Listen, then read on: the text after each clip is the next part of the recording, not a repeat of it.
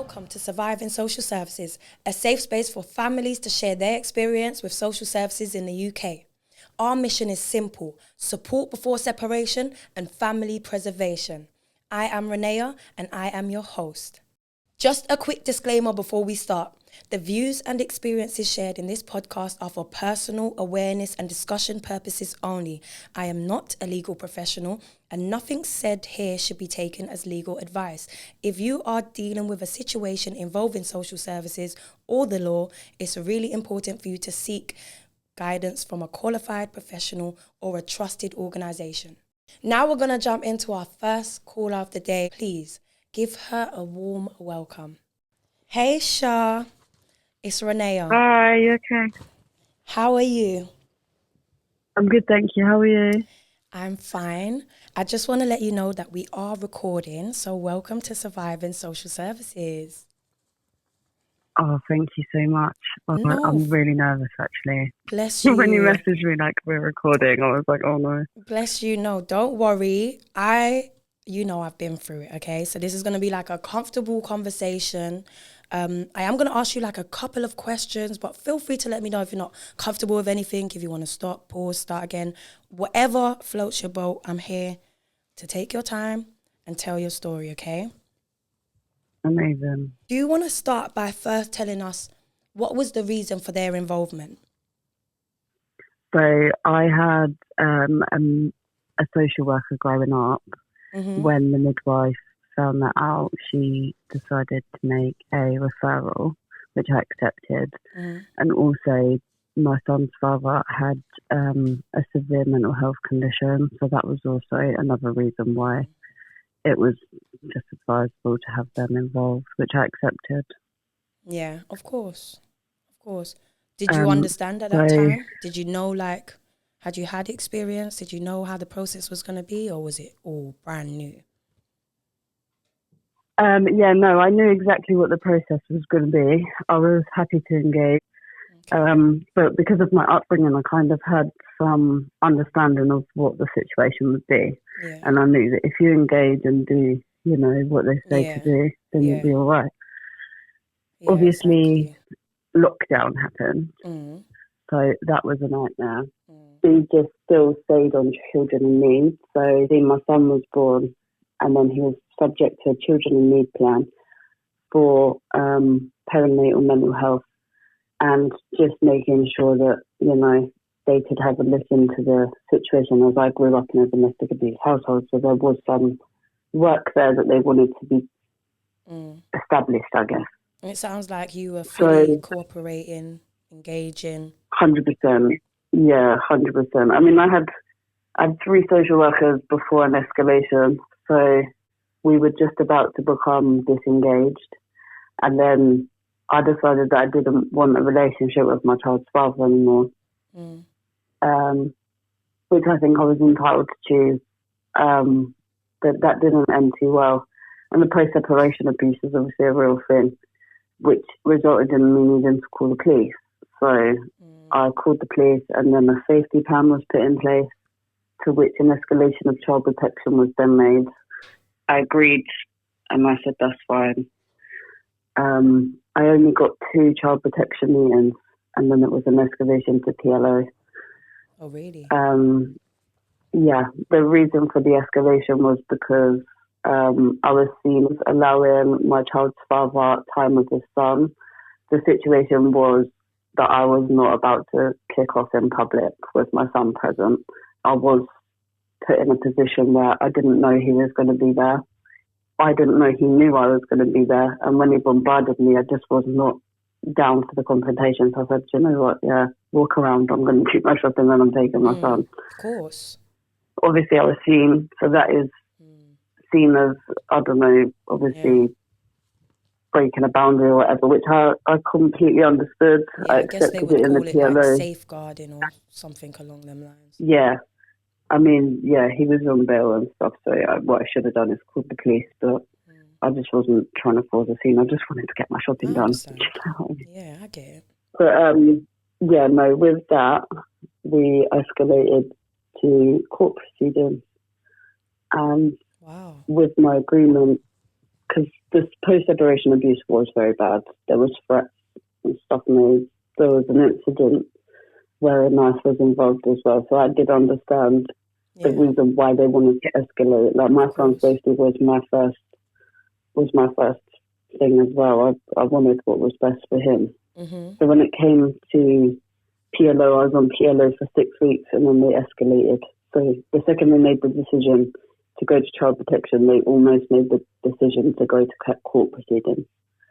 And then, so I had one PLO meeting, and then I was in court a couple of weeks later, to which I agreed to a interim care order to be made against my child. Oh, bless you, man. They wanted me to go to a placement. At the time, I didn't understand. I'd just moved house and all of this stuff, and obviously I didn't understand what placement meant. But somebody that I was talking to had a situation where they went into placement and they lost their child within 12 weeks. I wasn't understanding of what would happen if I said no to the placement. When I said no to the placement, there was kind of no going back, and they took my son the same day on an interim care order. So I was flabbergasted. Then I can imagine after all of that cooperating. Yeah, it was a really stressful time. But after that, we escalated to a final care order within 6 months, which was pretty annoying because none of the work had been engaged with. So there was like therapy and stuff needed to be engaged with, and none of that got initiated until a final care order was in place. The final care order stated reunification, and that was to be within the next 6 months. However, the local authority decided that I failed the parenting assessment because I couldn't capacitate boundaries and stuff like that, which if somebody's in a domestic violence relationship, it's totally obvious, really, isn't it? But I failed on my lack of boundaries, and basically I failed with being consistent with routine and stuff like that. So it was quite crazy time for me, and I did not understand. I had no comprehension of what the Children's Act meant. I didn't. Of course, because I could imagine you had probably felt like I was doing everything I thought I was supposed to do. I was complying, I was engaging, and I could imagine, man. Yeah, I kind of feel kicked for my agreement because the only thing I've ever done wrong is agree. Whereas if I would have known what the Children's Act states, what the Equality Act states, what the Human Rights Act states, then I would have known that things were being violated. Yeah. And that my child's rights were being violated. Yeah. Like, he's had 4 years away from home, no contact with his birth family except for me. And that's a big thing really, that they're not even thinking about, is how this is affecting the kids. Yeah, not once. And really I've had multiple complaints. So obviously, with the final care order being granted, within 6 months, they failed me on the assessment, and then their plan was for adoption. They tried to adopt my child. I fought it in court. So when they went for a placement order the first time, I fought it, and then I managed to get a independent social work assessment. During the independent social work assessment, I did get myself put in a vulnerable position, and I did fail, and I accept the failure. But by the grace of God, the judge did accept that mistakes happen, and that mistakes are made, and they asked that social services comply with me, which now I sit a year further on from court, from where it said comply with the mother and work out what you're doing whilst you've got this child in long-term foster. So obviously the agreement was made for long-term foster. So you're fighting. And I'm still fighting. I just put a complaint in.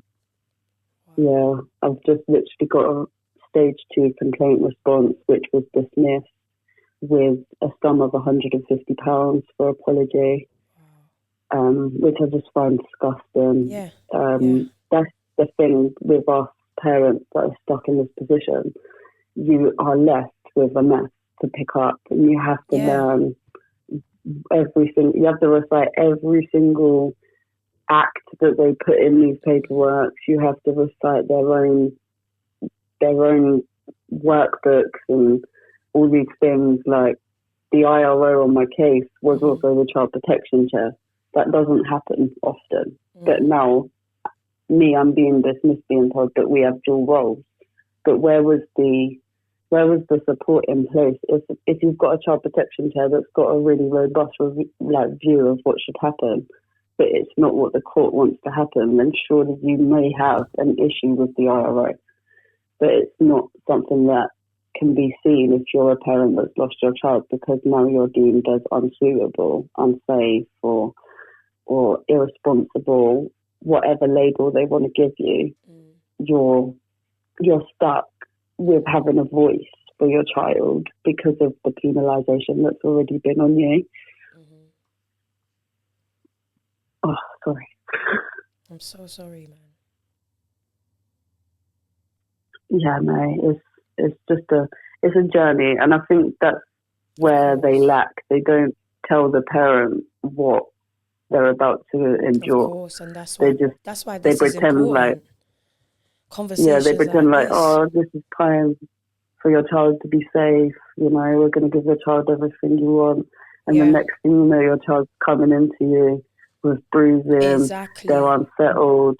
They're upset. And that's my point. I feel like a question that they need to ask needs to be, is this child going to be safer in our system than with their parent? Because the outcomes for the children that grow up in their system aren't great.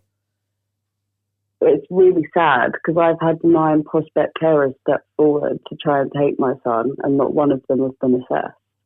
Wow. So it's not a case of even this authority wants the best for children and they want what's right. No, they want the funding for these children. They want to be able to tick boxes so that they can create plans that get them the money that the government won't give to them, because the government aren't in support of their rubbish that they're doing.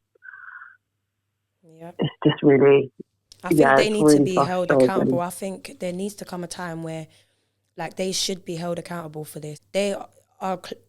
I don't even want to say near enough, because in some cases they are breaking the law. They have removed children unlawfully. They have told lies. They have manipulated cases. And there's no... 100%. For the mothers, we have to follow all their rules. We have to do all their risk assessments, all their parenting assessments, and agree to it all, and comply, as you said, and engage, as you said. But if we make you one don't mistake... comply or agree.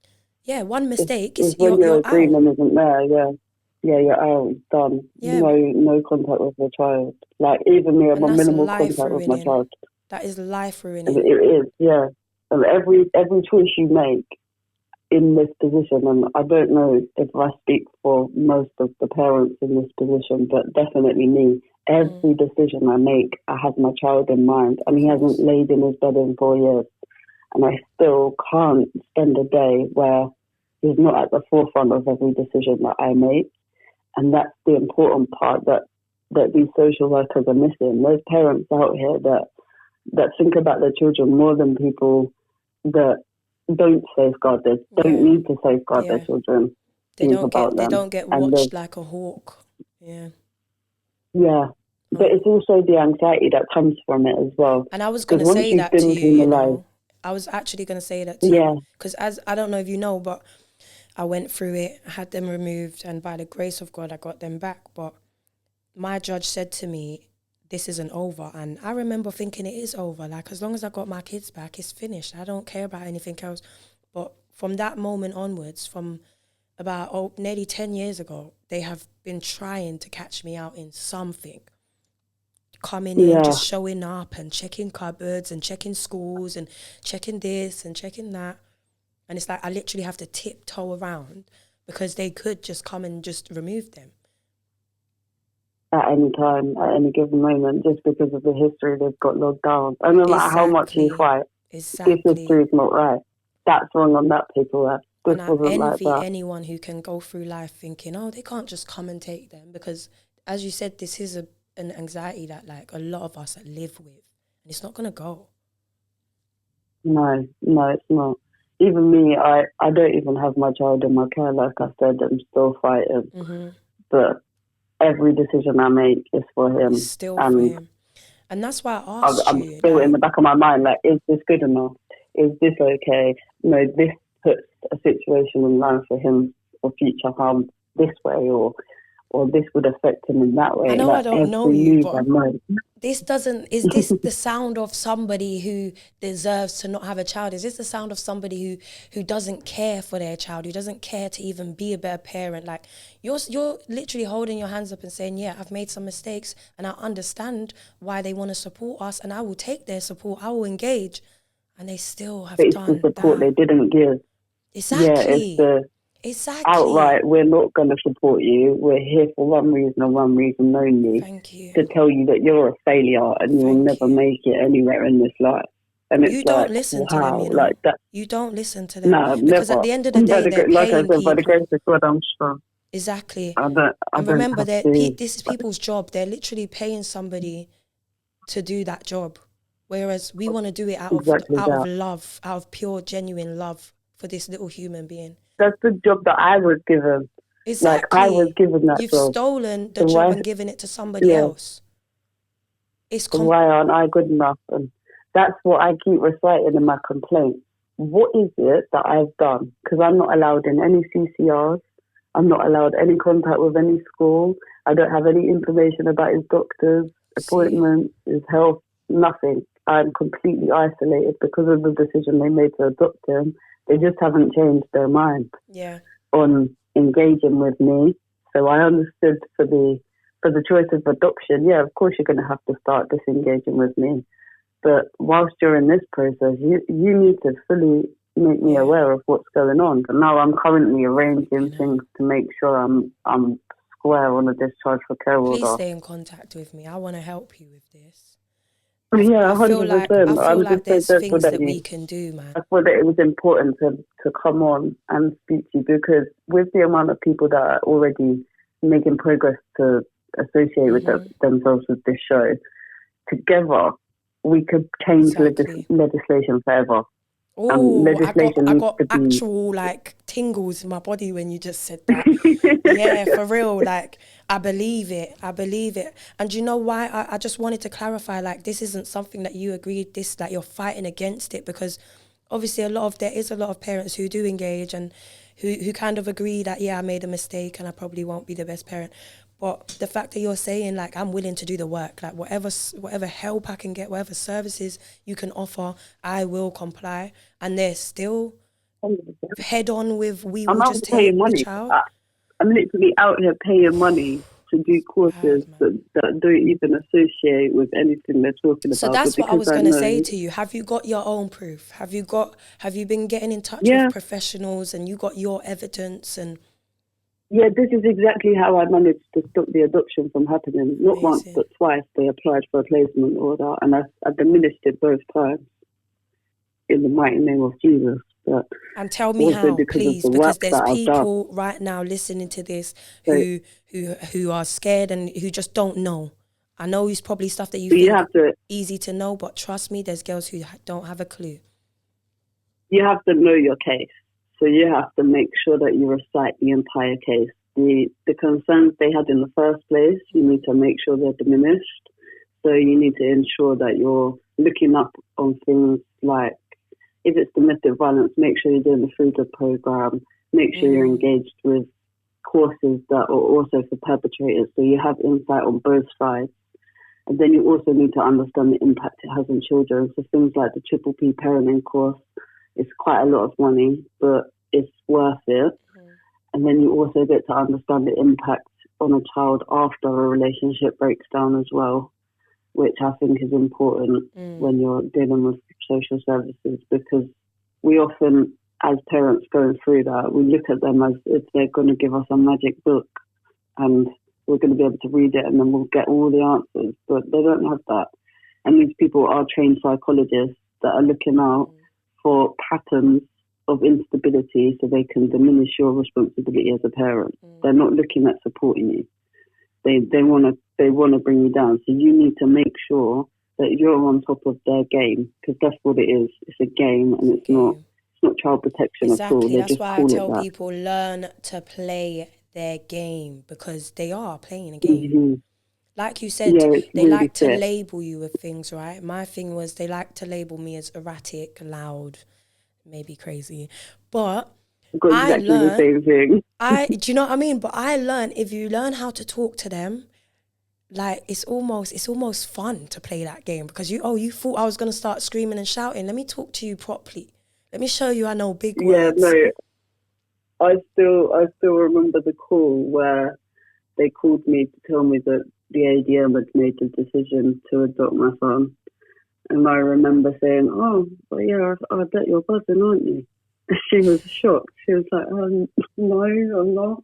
But it was a fight the whole time. Like, you fought me, you played a manipulative game, and now you succeeded. So how you must be feeling happy? It's a result, right?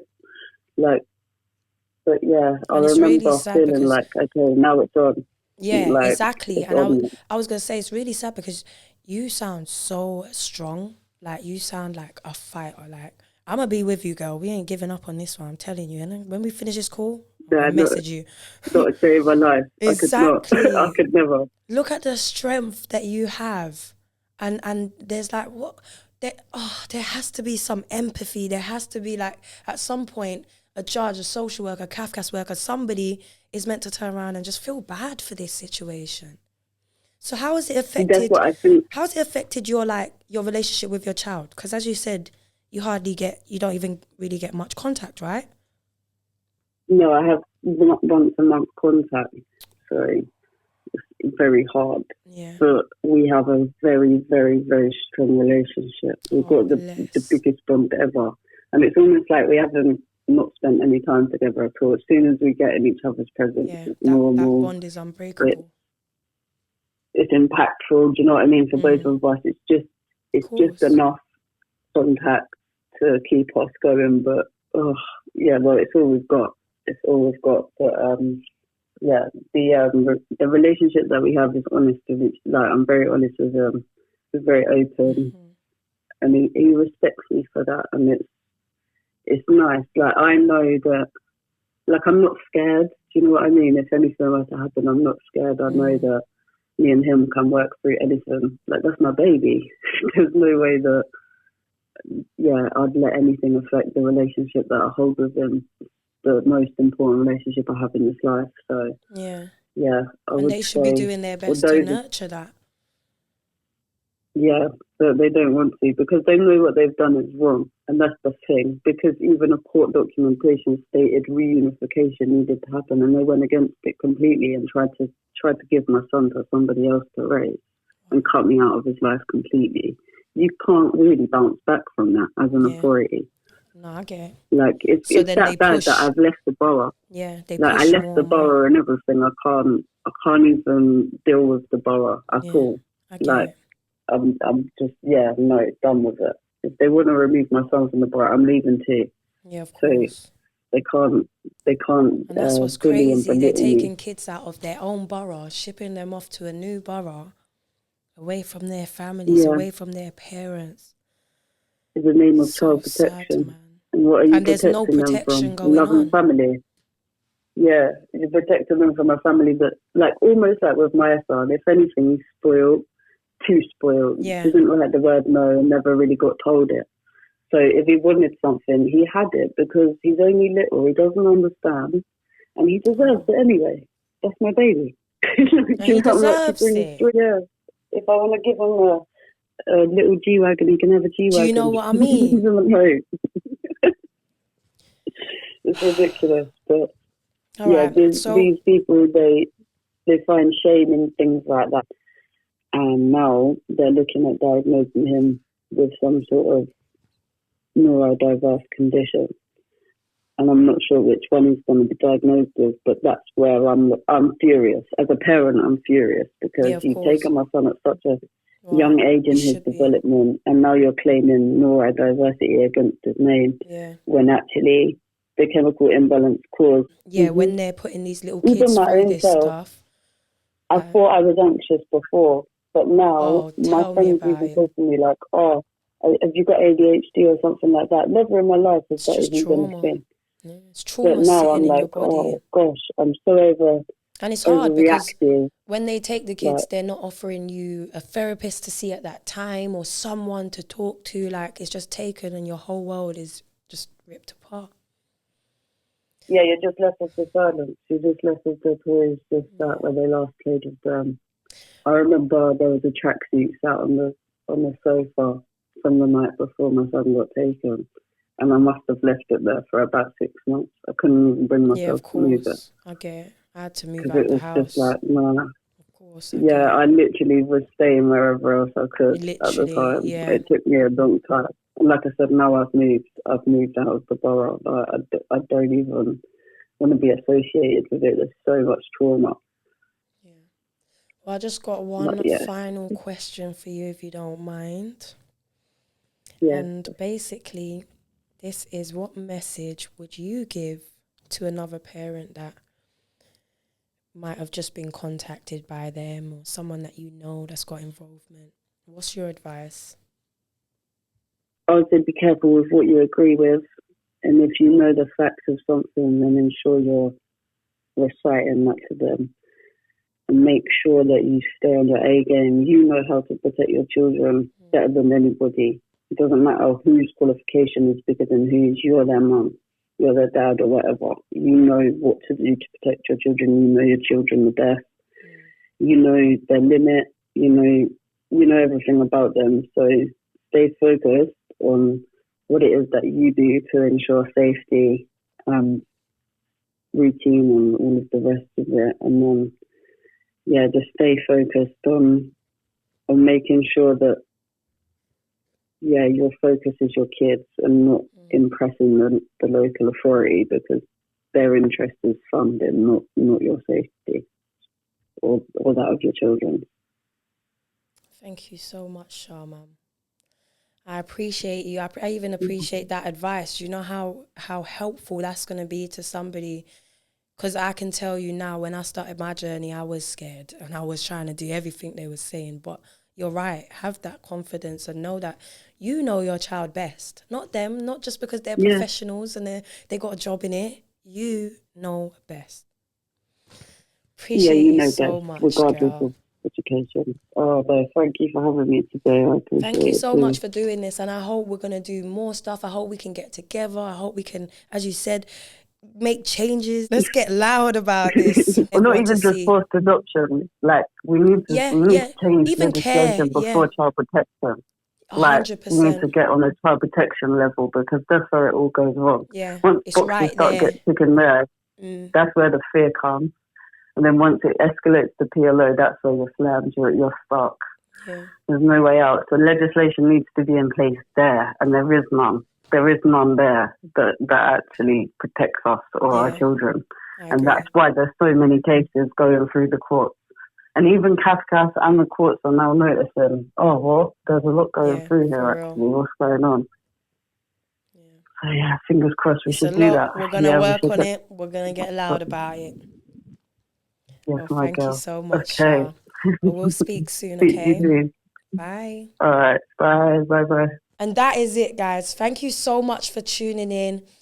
And don't forget to hit the like, comment, and subscribe if you want to see more. And also DM if you would like to get in contact and be on the show.